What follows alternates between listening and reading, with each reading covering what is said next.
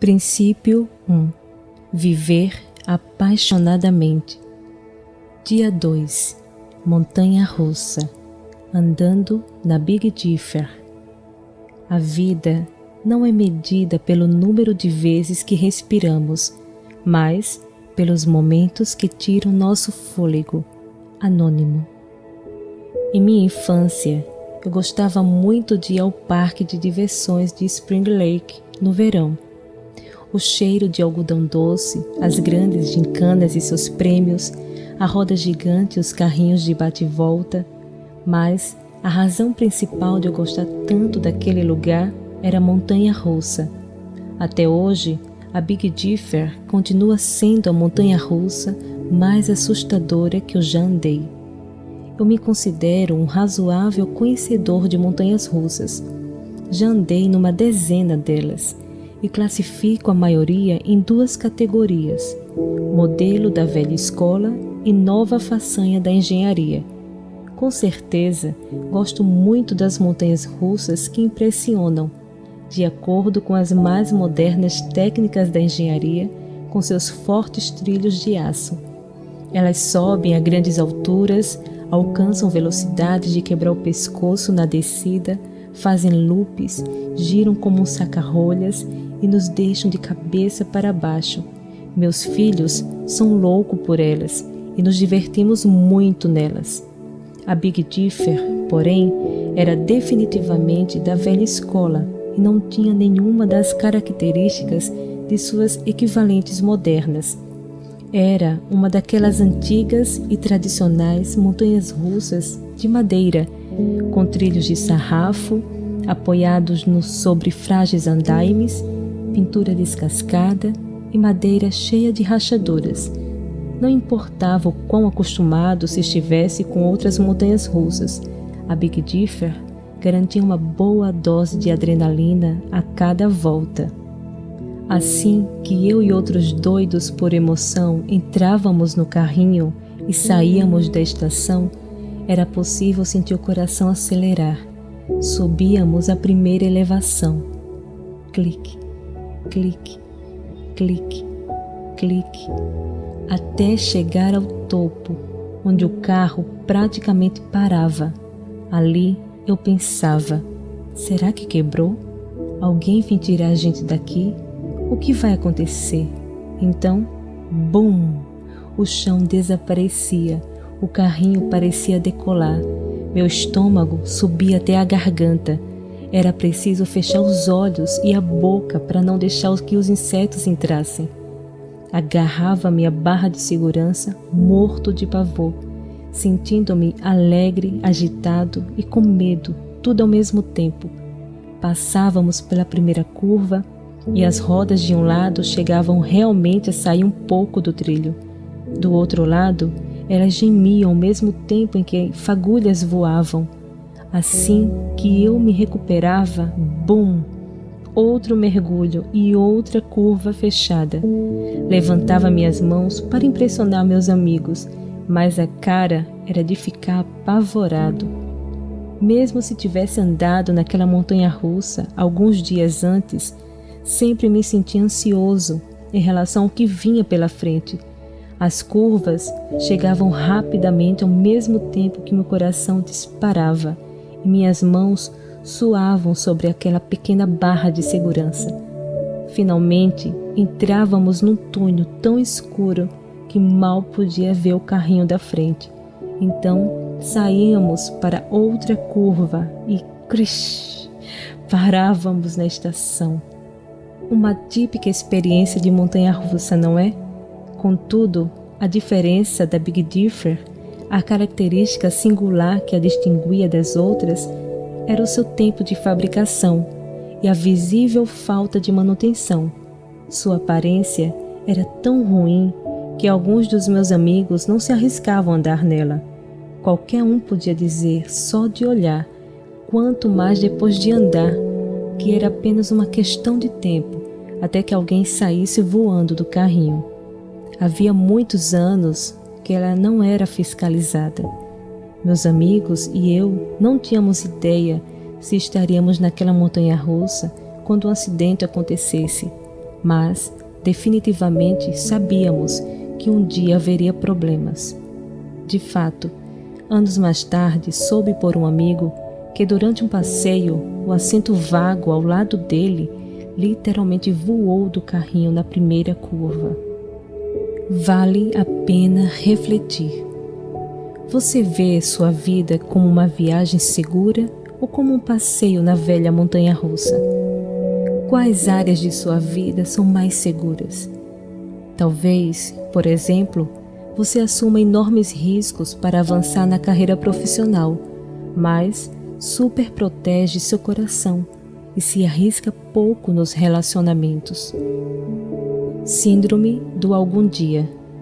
À medida que avanço na meia-idade, convenço-me de que o passeio em minha montanha-russa favorita serve de analogia para a maneira como fomos feitos para viver.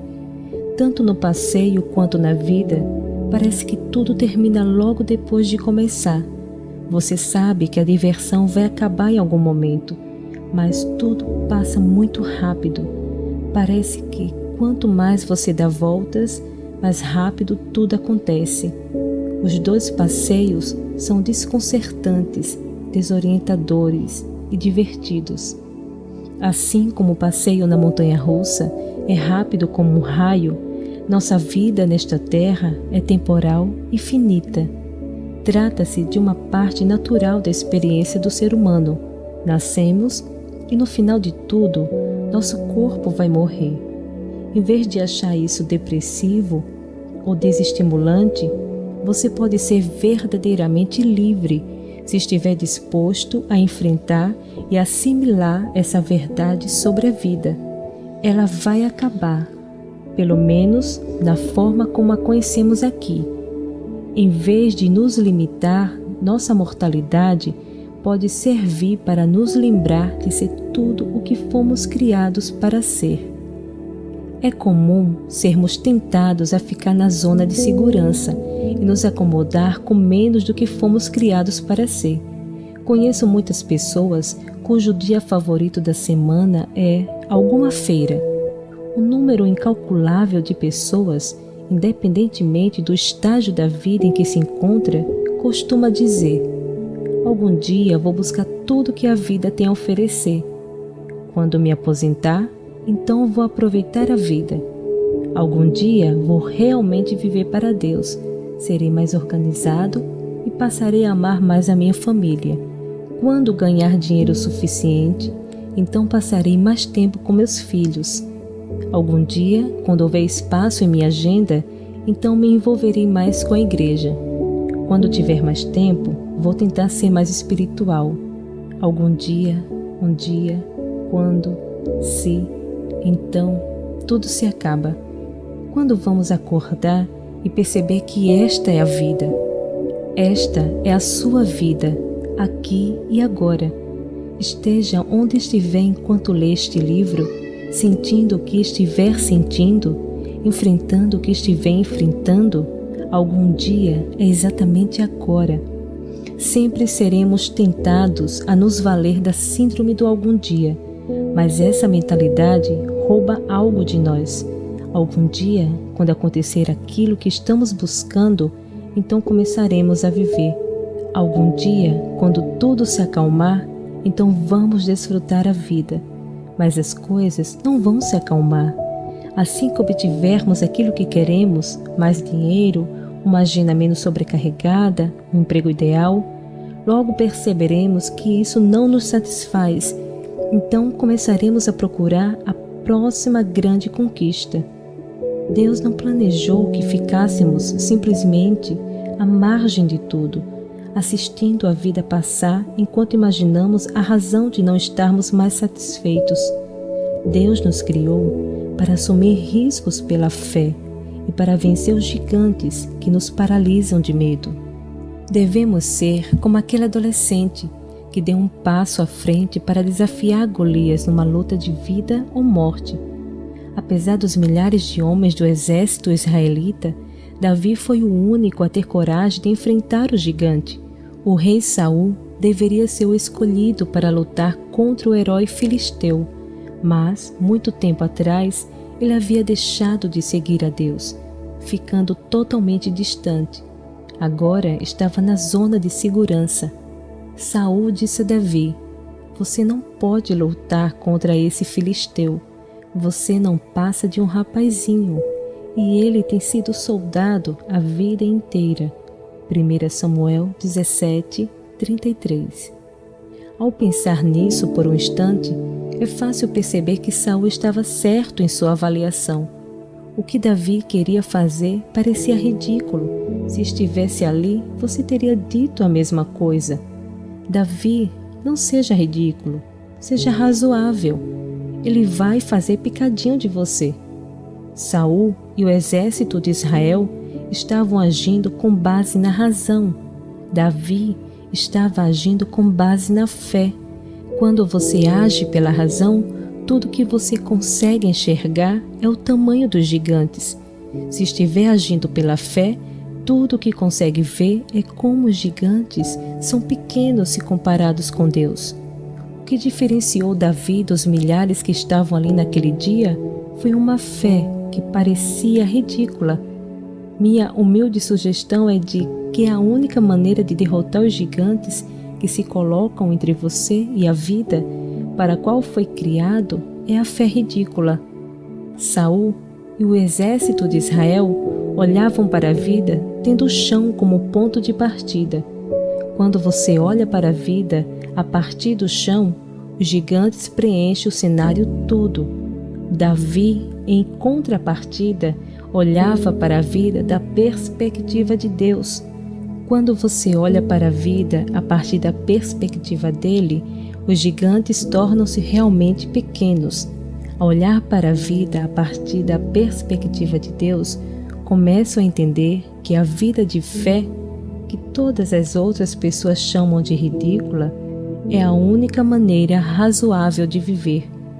O mundo diz: não seja ridículo, seja razoável.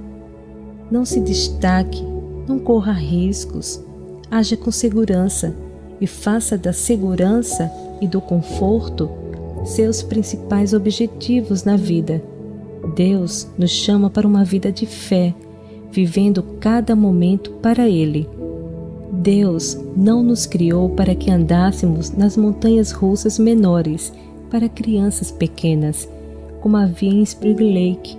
Eram brinquedos pequenos que andavam bem devagar e mal alteravam seus batimentos cardíacos.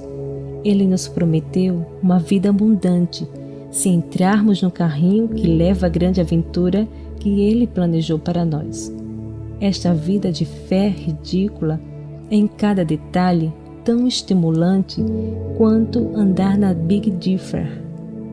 Vale a pena refletir. Neste exato momento, você está fazendo alguma coisa na vida que exige fé? Se não está, por que não? Está olhando para a vida a partir da perspectiva de Deus ou da perspectiva do chão?